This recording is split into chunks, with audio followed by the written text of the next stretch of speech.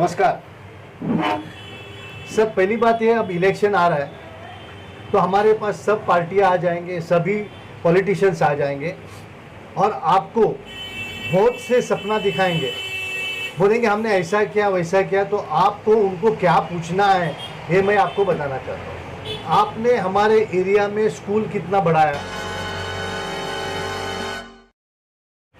आपने हमारे एरिया में कॉलेजेस कितना बढ़ाया,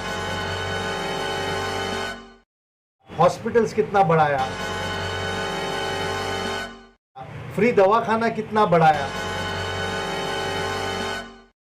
हमारे रास्ते और फुटपाथ में जो ऑब्स्ट्रक्शंस है, जहाँ रीडिंग रूम्स है, आप रीडिंग रूम्स बनाते हैं जो कि गलत है, आप फ्लावर बेड्स बनाते हैं जो कि गलत है, आप हमारे ट्रैफिक आइलैंड के बीच में ब्यूटिफिकेशन बनाते हैं, गलत है। अरे भाई, हमको ब्यूटिफिकेशन के पहले हमको 2 वक्त का खाना दे दो, हमको स्कूल दे दो, कॉलेज दे दो, ये नहीं देते आप हमको बताते हैं हम ब्यूटिफिकेशन करते हैं। ये ब्यूटिफिकेशन ये फ्रॉड है और इसके बारे में आपको पूछना है कि कौन से कानून में ये ब्यूटिफिकेशन आपने किया है। इसका कानून में बिल्कुल गलत है। हाल ही में डीएमसी जोन 1 ने ये सब तोड़ने के आदेश दिए हैं। तो ये सवाल आपको, आपके पास जो भी वोट मांगने आएंगे उनको करना है कि हमको स्कूल, कॉलेज, हॉस्पिटल, प्लेग्राउंड में आपने क्या किया, इसी के बारे में सिर्फ बात करो, बाकी किसी के बारे में बात मत। आज हमारे एरिया में ब्रिजेस सिर्फ तोड़े जाते हैं, बनाए नहीं जाते। और हमारे यहाँ जब जबरदस्त आमदार से अमीन पटेल साहब है, हमारे यहाँ राहुल नार्वेकर है, यामिनी जाधव है, ऐसे दिग्गज नेता है हमारे पास। मगर हमारे यहाँ कर्नाक ब्रिज तोड़ के 1 साल हो गया, वहाँ के इलीगल कंस्ट्रक्शन तोड़ते नहीं। हमारे यहाँ हैंकॉक ब्रिज तोड़ के 8 साल हो गया, अभी तक उसकी पूरी नहीं हुई है। हमारे यहाँ रेल रोड टूट चुका है, हमारे यहाँ डिलाइल रोड अभी तोड़ने वाले हैं, हमारे यहाँ बाइकरा ब्रिज तोड़ने वाले हैं, मगर बनाने वाले का भाई कुछ मालूम नहीं। तो हमको ये पूछना है कि भाई हमारे आमदार जी, आपने ये ब्रिज के लिए अभी तक क्या किया, इतना टाइम क्यों हुआ, आपने अभी तक एडिशनल म्युनिसिपल कमिश्नर पे क्या एक्शन ली। आपको ये बताना चाहता हूँ, इस सभी का मेन कारण है हमारे बॉम्बे म्युनिसिपल कॉर्पोरेशन के जो एडिशनल म्युनिसिपल कमिश्नर है वो सही हिसाब से काम नहीं करते हैं। हमारे जो विजिलेंस डिपार्टमेंट है वो सबसे करप्ट है।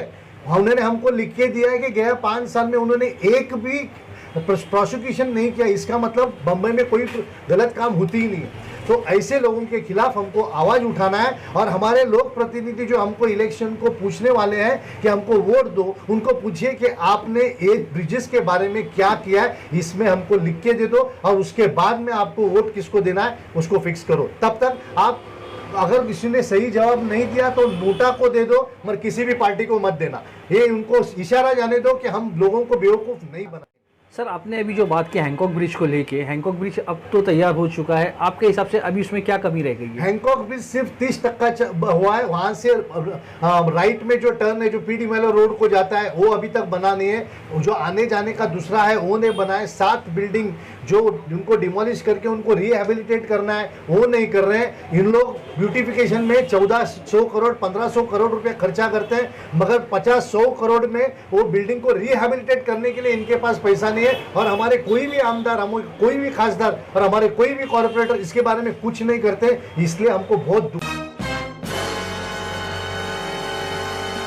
झोपड़पट्टी वाले के पास भी बाइक होती है, झोपड़पट्टी वाले के पास भी कार होती है, मगर हमारे गवर्नमेंट के पॉलिसी ऐसी दिखाती है कि 450 फुट के जो घर नीचे है उनको पार्किंग नहीं है। उनके पास भी गाड़ी है तो गाड़ी कहाँ पार्क करेंगे। तो इस पॉलिसी के बारे में हमारे जो आमदार खासदार यहाँ है उनको सोचना पड़ेगा और उस तरह से उनको असेंबली में क्वेश्चंस उठाने पड़ेंगे कि भाई हमको पार्किंग के लिए फैसिलिटी करो। नहीं तो बीपीटी के पास जहाँ जगह है आप खरीद लो उसको और वहाँ पार्किंग स्पेस करो और उनको आने जाने का क्या बंदोबस्त करने का वो एंगल से आप सोचो। मगर आपको पार्किंग के बारे में सोचना ही है और आप ये नहीं बोल सकते हैं कि हम क्या कर सकते हैं, क्योंकि आज 70 साल से आप लोग राज कर रहे हैं। तो आपका फर्ज है कि हमको ये प्रोविजन करके, की वजह से हर आदमी त्रस्त है। सबको क्या चाहिए, एक अच्छी हेल्थ फैसिलिटी चाहिए। आज इस महंगाई में हम एक डॉक्टर के पास जाते हैं तो रोज का 250 रुपये के हिसाब से 5 दिन का दवा लिए तो गया, फिर बाहर का दवा, एक बुखार आया तो सादा बुखार 2,500 रुपये आदमी निकल जाता है। इस टाइम पे जो ब्रिटिशर के टाइम पे फ्री मेडिकल क्लिनिक्स थे, आज हमको दिखाई नहीं देते। और जो मेडिकल क्लिनिक्स है उसके बोर्ड भी नहीं दिखाई देते। अभी वहाँ 4 नल पे है, उसके बोर्ड दिखाई नहीं दे, अभी दिखाई दिया। अभी यहाँ हमारे सेंट जोसेफ स्कूल के पास बोर्ड लगा है, वो तो सब ढका हुआ है। तो इन्होंने प्रोमिनेंट जगह पे जहाँ जैसे बैनर्स लगाते हैं ना खुद के, हमारे जो इलेक्टेड रिप्रेजेंटेटिव बैनर्स लगाते हैं ना खुद के सबके सामने आने के लिए, उसी तरह से हमारे यहाँ जितने भी मोहल्ला क्लिनिक है उसके हर लेन में बैनर्स होने चाहिए कि आपको हमारे मोहल्ला क्लिनिक यहाँ मिलेगी आपको, ताकि हमको सस्ते में और फ्री में दवा दारू मिले, गरीब लोगों को अपनी तबीयत संभालने के लिए एक जरिया मिले। तो इसीलिए आप इस इलेक्शन में जब आपके पास कोई वोट पूछने आएंगे तो पूछिए कि हमारे पास कितना मोहल्ला क्लिनिक है, आपने कितना मोहल्ला क्लिनिक बढ़ाया है, आपने मोहल्ला क्लिनिक का कितना एडवर्टाइज किया है। आप मोहल्ला क्लिनिक के एडवर्टाइज करते ही नहीं है। आप लोग खाली सिर्फ आमदार, खासदार, कॉर्पोरेटर और पार्टी इनके ही जो कर रहे हैं, उसके बदले हमको मोहल्ला क्लिनिक का एडवर्टाइज करो, वहाँ बैनर्स लगाओ, वो पोस्टर्स लगाओ। आपको पता है कि हमारे बी वार्ड में जीजे हॉस्पिटल है। हम जब मैं बचपन में देखता था, हम लोग 1 रुपया भरते थे और पूरा ऑपरेशन करके आते थे। आप जेजे में जाओ तो टेस्ट के लिए बाहर जाओ, दवा के लिए बाहर जाओ, इसके लिए बाहर जाओ। तो हमारे म्यूनसिपालिटी करती क्या है? आप टैक्स पे टैक्स बढ़ाते जा रहे हो, आप ब्यूटिफिकेशन पे हजारों करोड़ वेस्ट करते हो, आप बीसीसीआई को टैक्स छोड़ते हो 1,500 करोड़ का, आप बिल्डर्स को 5,000 करोड़ का टैक्स छोड़ते हो, आप होर्डिंग वाले को छूट देते हो, और यहाँ हम लोग को, गरीब लोगों को कुछ भी नहीं है। तो मेरी ये रिक्वेस्ट है कि आपको हमारे हॉस्पिटल में फ्री, पहले जैसा था वैसा फ्री दवा देना चाहिए, फ्री टेस्ट होना चाहिए, और पूरी तरह से जो गरीब लोग हैं उनके बारे में सोच के आपको सही तरह से स्टेप्स लेना है। सर आज आप बात कर रहे हैं कि जेजे हॉस्पिटल जो सरकारी हॉस्पिटल है उसमें फ्री इलाज होना चाहिए, लेकिन आज लोगों की शिकायत है कि वहाँ पे दवाइयाँ भी प्रॉपर नहीं मिल रही, शॉर्टेज हो रही है दवाई की। यस, क्योंकि हमारा पैसा अब ब्यूटिफिकेशन की तरफ जा रहा है। हम लाइट्स लगाते, झाड़ों को लाइट्स लगाते, हमारी अक्ल देखो, झाड़ को भी मारते हैं लाइट्स लगाने के बाद। हम खंबे को लाइट्स को लगाते, बाद में 2 महीने के बाद, 3 महीने के बाद वो लाइट्स भी गुल होते हैं। इस तरह से हमारा पैसे की बर्बादी चालू है, और इस बर्बादी को रोक के हम हाथ जोड़ के विनती करते हैं कि ये बर्बादी को रोको, और हमको पहला हेल्थ दे दो, हमको स्कूल दे दो, हमको कॉलेज दे दो, हमको प्लेग्राउंड। म्युनिसिपैलिटी ने अब एक नया सर्कुलर निकाला है 26/7/2023 में कि आप लोगों के खिलाफ, मतलब हमारे खिलाफ, सिटीजन के खिलाफ वो 353 धारा वापर के हमको जेल में या हमको प्रोसिक्यूशन कर सकते हैं। हमको उसके बारे में कोई दिक्कत नहीं। अगर हमने गलत वर्तणूक की है या उनके पास मिसकॉन्डक्ट किया है तो जरूर हमारे पे केस कीजिए, मगर ये म्युनिसिपैलिटी का फर्ज है कि वो जब वो बोर्ड लगाएंगे तो उसके बाजू में और एक बोर्ड लगाना चाहिए कि इनको, पब्लिक को हर सोमवार को 3 से 5 वो इंस्पेक्शन ले सकते हैं। हर सोमवार और शुक्रवार को वो हर ऑफिसर के ऑफिस में जाके उनके पास बातें कर सकते हैं विदाउट प्रायर अपॉइंटमेंट। ये ध्यान में रखिए, आपको अपॉइंटमेंट लेने की जरूरत नहीं है। आप 3 से 5 जाइए और उनको सवाल जवाब कीजिए।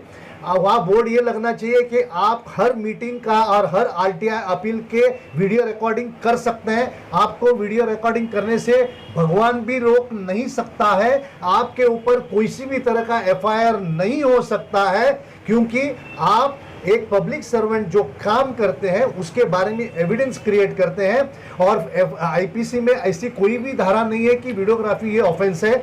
हाई कोर्ट के जजमेंट्स है, पुलिस के सर्कुलर्स है, और पुलिस के वीडियोस भी है कि आप वीडियो रिकॉर्डिंग पब्लिक स्पेस पे पब्लिक सर्वेंट का काम करते हुए निकाल सकते हैं।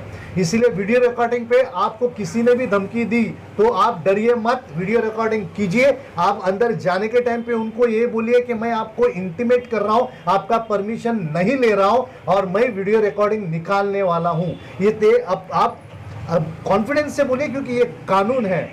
तीसरी बात यह है कि ये कोई भी डॉक्यूमेंट सही तरह से मेंटेन नहीं करते। कंप्लेंट करने के लिए 18/1/2013 का सर्कुलर है, वो सर्कुलर ये मेंटेन नहीं करते। हमारे एडिशनल म्युनिसिपल कमिश्नर ये सबसे बेकार काम करने वाले में से। आप अगर उनको जाके मिलते तो आपसे मिलते नहीं है।